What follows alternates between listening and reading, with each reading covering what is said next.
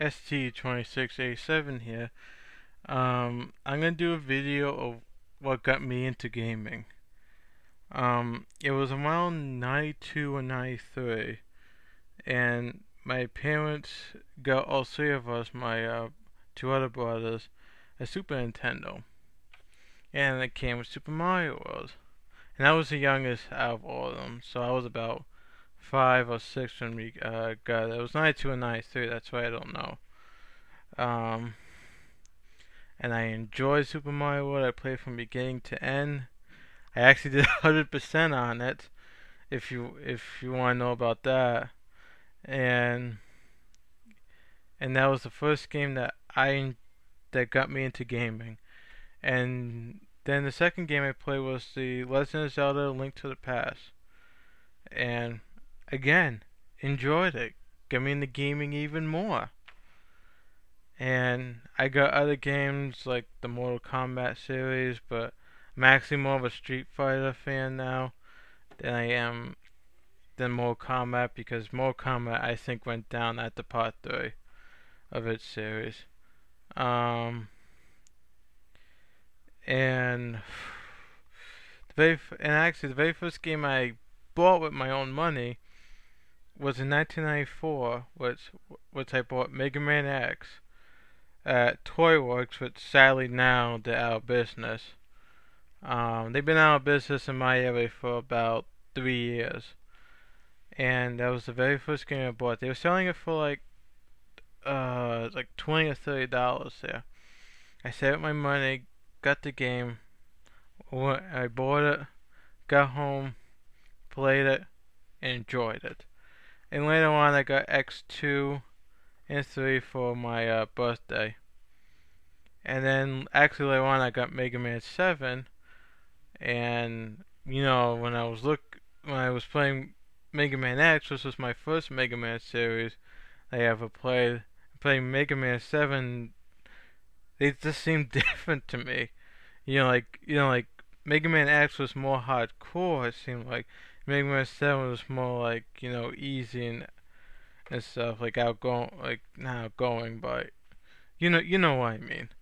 And the first part that I kept on doing my mistake was trying to do the dash thing that X does, but instead of a dash, it's a slide dash type of thing. So that had to try to get used to, but I played it, I loved it, and what I decided to do after I played Mega Man 7 was I was trying to figure out how I can actually get an NES and try to get all 6 Mega Man games. You're gonna remember during this time I was like 9, I think, when I was thinking of 9 or 10. So I was really thinking of how I could play the other Mega Man games. So around about a year or two later, this place called FuncoLand came to area, which they were selling old video games from the 80s and early 90s. And this was the time when the N64 was out, the PlayStation was out, Sega Saturn was out, and also the Sega Dreamcast was out yet. And we went there. They had an NES there. Um, my brother bought it. Actually, I wasn't actually at the store that day when he bought it, because he called me on the phone and said, "Hey, I just bought the NES," and it was like, the NES? Are you talking about the N64?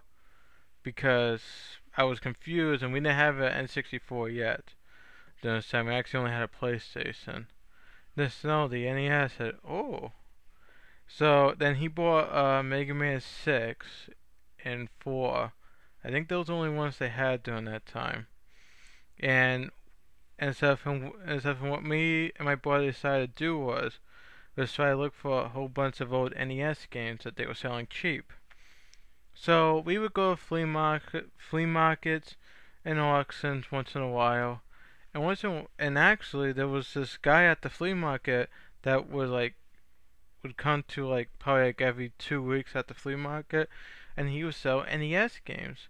And that's where I found Mega Man's 1 through 3 in there, and I bought them for less than $1 each, so they're really cheap. And I think my brother bought like two or three other games. I think they were like they pack with comes with Super Mario Brothers, Duck Hunt, with it, and Boy Zappa from the guy. And we so during this point though, we had at least 5 out of the 6 was Mega Man games. The only one we were missing was 5. So later on, when I was at Funkoland, they had it there. So we said, "Oh, we gotta get it."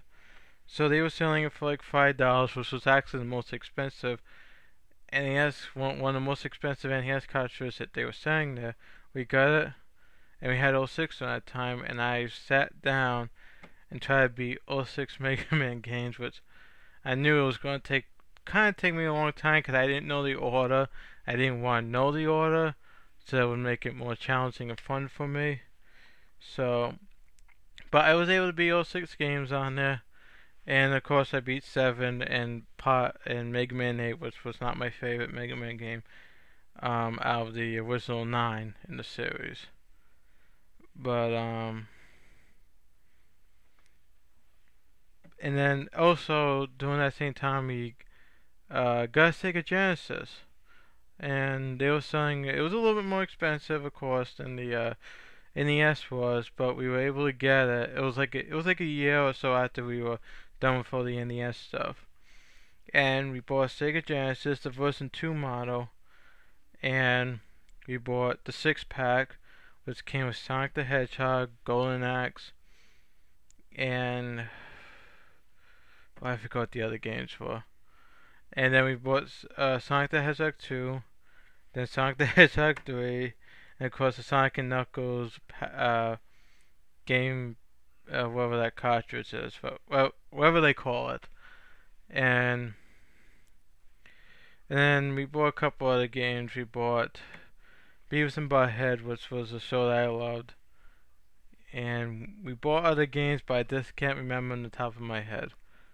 Oh, Sonic Pinball. That was, I don't know why my brother bought that game. Guess because it has Sonic in the name. But whatever.